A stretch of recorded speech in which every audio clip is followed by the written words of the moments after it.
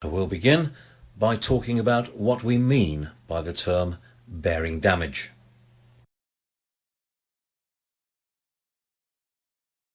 Note that the terms failure and damage are not synonymous. An item, for example a bearing, may suffer damage and yet continue to function, whilst failure means that the bearing can no longer assure its designed function. Damage is typically an effect that results from a cause, or perhaps from multiple causes. The root cause is a cause that's at the root of an effect, and hence elimination of a root cause will lead to the elimination of the defect or problem.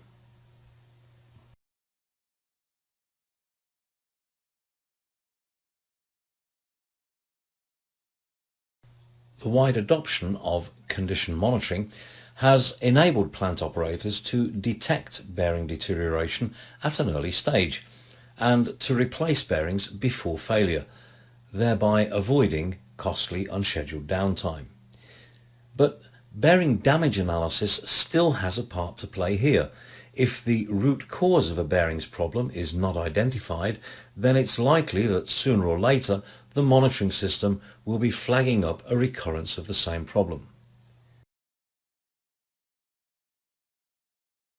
Root cause failure analysis should be embedded as a routine part of maintenance processes, and it's an essential component of any proactive reliability maintenance program.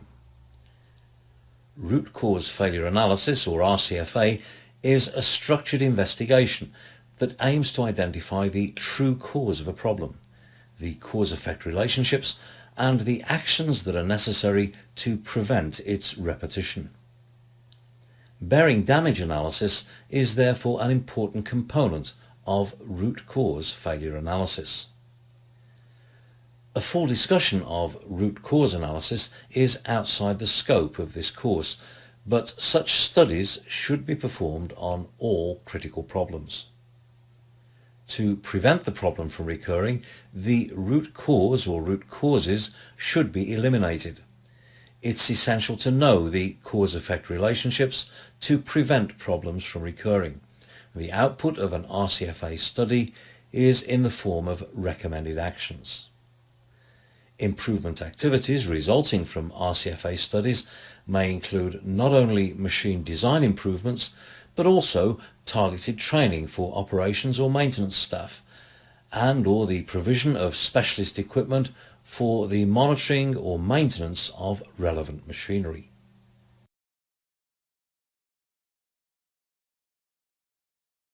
Generally speaking, bearings in an application have a calculated rating life. The bearing's ability to achieve or exceed that rating life depends on a number of factors. You can use the tabs on this page to explore further.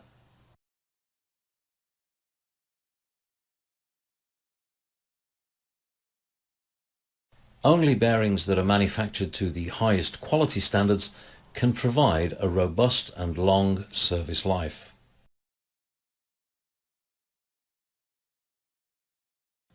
Stocking and handling bearings correctly is an important aspect of proper storage. Avoid overstocking, and using the first in, first out approach will help to make sure that fresh bearings are on the shelf. Now, this is particularly important for bearings containing seals or shields, as they're lubricated at the factory and the grease has a limited shelf life. Also keep in mind that with rapid changes in manufacturing technology, bearings that are made today have a much longer built-in life than bearings made 10 or 15 years ago. It's obviously important that the bearings used are appropriate for the application and for its operational conditions. Bearings will only function properly if they're mounted correctly. Improper mounting techniques can easily damage bearings, causing premature failure. Different operating conditions require different lubricants and relubrication intervals. And therefore it's important to not only apply the right lubricant, but also to apply the right amount at the right time using the right method. The purpose of a seal is to keep lubricants in and contaminants out of the bearing. Premature bearing failure could result if the application is not sealed adequately. If any one of these factors is weak, then bearing service life can be compromised. If they're all strong, then a long bearing service life can be expected.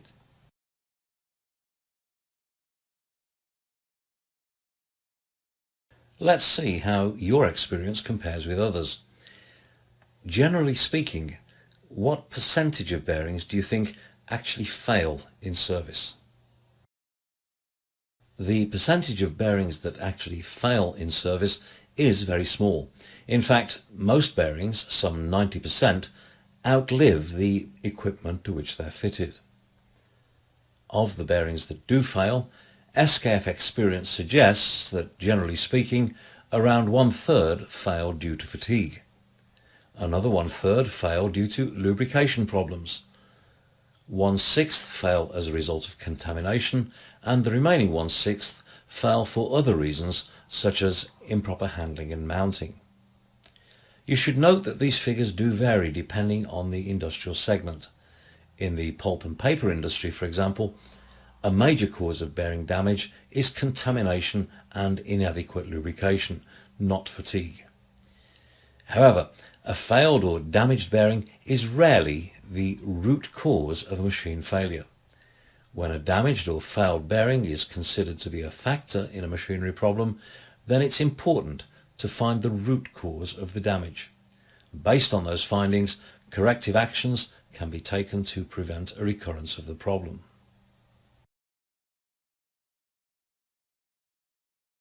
In this lesson, we'll take a look at the standard and we'll consider the situations to which it's applicable.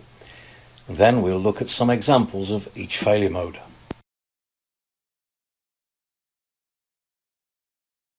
Much work has been done by the members of ISO Technical Committee TC4 to define the different failure modes and to classify them as shown here.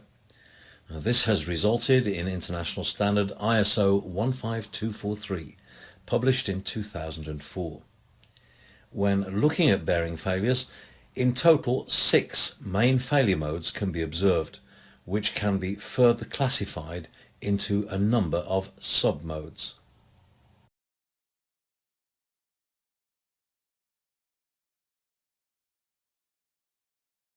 It's important to understand the situations that the standard is applicable to. The standard applies to damage that occurs during service. That's as soon as the bearing has left the factory. It applies to the characteristic forms of change in appearance that can be attributed to particular causes. And it applies to visible features, including those shown by enlargement tools such as microscopes. Click the corresponding headers on this page for more information. Damage that occurs prior to service is not classified in the ISO standard. A service is considered to be as soon as the bearing leaves the factory. Manufacturing defects are not characterized. Such suspected defects should be addressed with the bearing manufacturer directly. Consideration is restricted to characteristic forms of change in appearance and failure which have a well-defined appearance and which can be attributed to particular causes with a high degree of certainty. A characteristic means that the described damage is typical rather than atypical. In other words, extreme unlikely cases, for example hollow rolling elements, are therefore not classified. Well-defined appearance. It should be remembered that in many real-world cases, one type of damage is overlaid on top of another as the machine failure progresses. Different damage types can be difficult to separate and identify. The standard offers classification by visible features. Other testing methods for damage, such as magnetic particle inspection or metallurgical analysis, which is typically a destructive analysis method, are not considered. The features of particular interest for explaining changes and failures are described. The various forms are illustrated with photographs and diagrams, and the most frequent causes are indicated.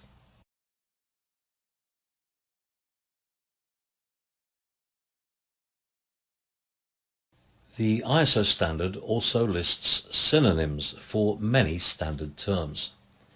For example, the ISO classification adhesive wear is also known as smearing or galling.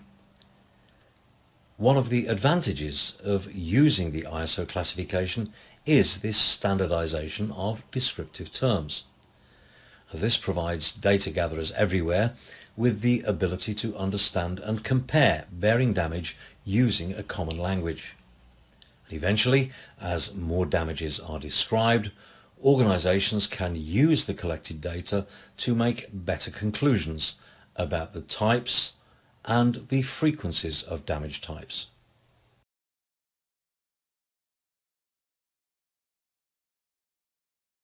Now spend some time exploring the different failure modes. Click on the information icons to view real examples of each failure mode.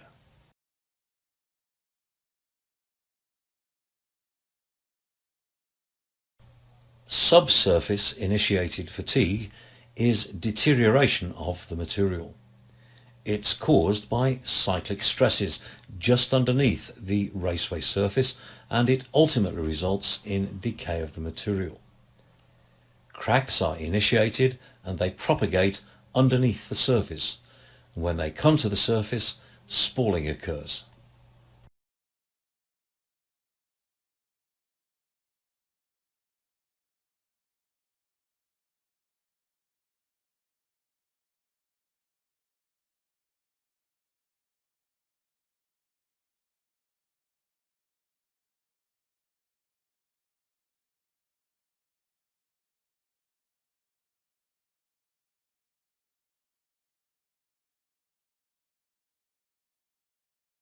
Surface-initiated fatigue results from inadequate lubrication conditions.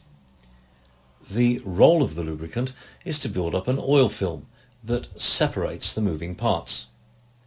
Under poor lubrication conditions, for example due to contamination or wrong viscosity, metal-to-metal contact occurs.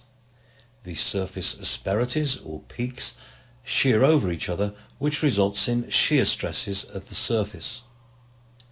Due to material fatigue, small cracks and subsequently microspalling will occur. Initially there might be a shiny surface because the surface roughness is reduced, but the process continues and the surface becomes dull and breaks up more and more.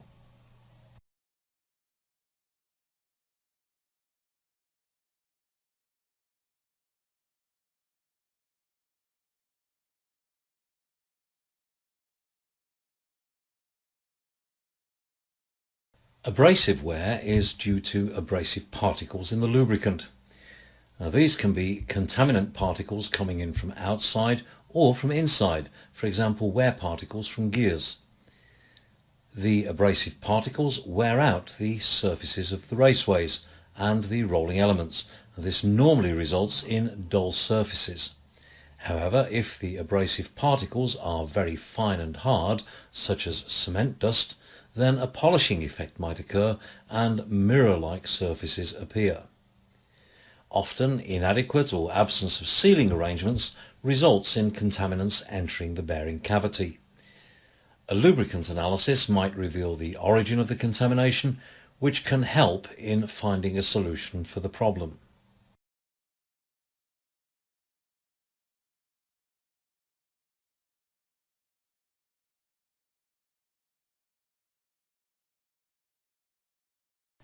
Adhesive wear occurs mainly in contact surfaces subjected to light loads, poor lubrication conditions and with important speed differences, resulting in sliding of the rolling elements.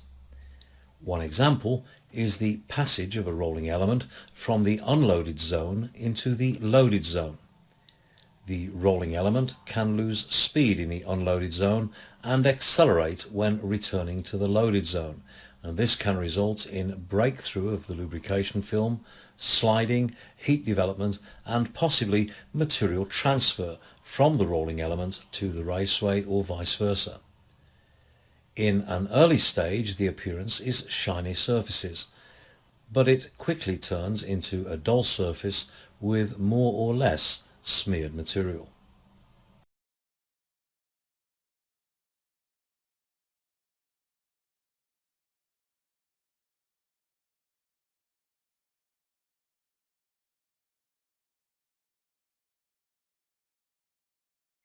Adhesive wear occurs mainly in contact surfaces.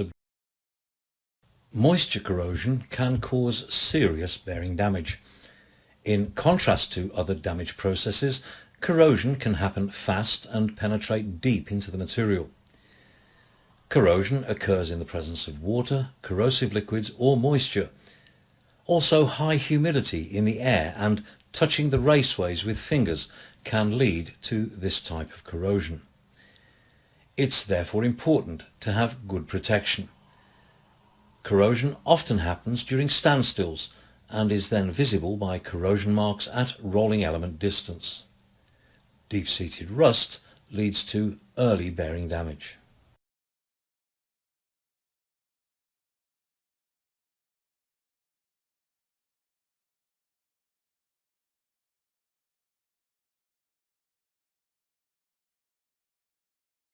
Fretting corrosion can be very harmful. The root cause for its occurrence is micro movements between two loaded surfaces, typically in fits. Mostly this frictional corrosion occurs between the bearing outside diameter and the housing, or between the bearing bore and the shaft. The micro movements are mainly caused by cyclic loads when rolling elements are passing by. Inadequate fits, shaft bending, and or imperfections in the contact surfaces can be the cause and or accelerate the occurrence. Air can come into the unprotected surfaces and accelerate the progression of corrosion. The formed iron oxide has a larger volume than pure steel. This can develop material growth and high stresses even to the bearing raceway and can lead to premature subsurface fatigue. Fretting corrosion can easily lead to ring cracking.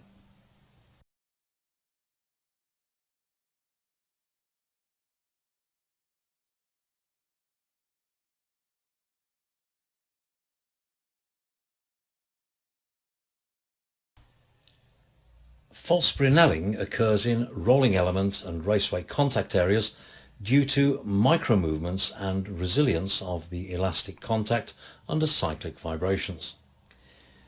Since it occurs when the loaded bearing makes rather small oscillatory movements or is stationary, the damage appears at rolling element pitch.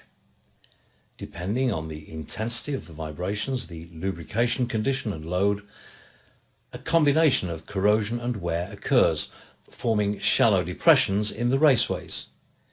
Normally, the vibration results in local removal of the protective lubricant, metal-to-metal contact, oxidation, and abrasive wear. The appearance is usually dull, often discolored reddish due to oxidation of the wear particles. Occasionally, the depressions can be shiny, most likely due to lubricant still present and consequently no abrasive wear occurring. False Brinelling damage results in spherical cavities for ball bearings and lines for roller bearings.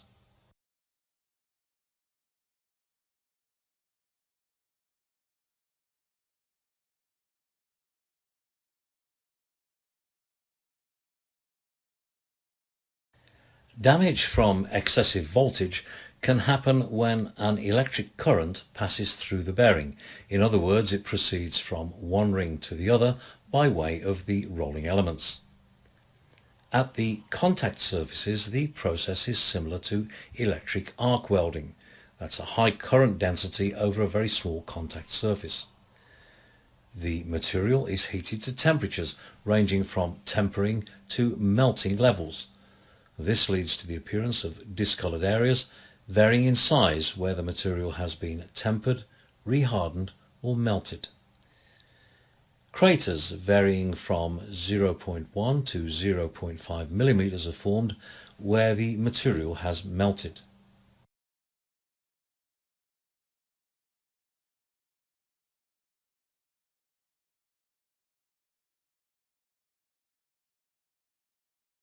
Damage from current leakage results from stray electric currents that pass through a bearing, often caused by frequency variations. The main visual damage is flutes, also called a washboard pattern. These flutes have the shape of the contact ellipse in ball bearings and contact lines in roller bearings. Rollers also show flutes, while balls are dark grey discoloured. Compared to the excessive voltage damage, here the current passes via a larger area. In consequence, the current intensity is smaller and the damaging temperature is lower. Therefore, the main visual damage is a tempering effect, in other words, a softening of the steel. However, looking at the damage with a high magnification often shows that there are craters present as well on a micro scale.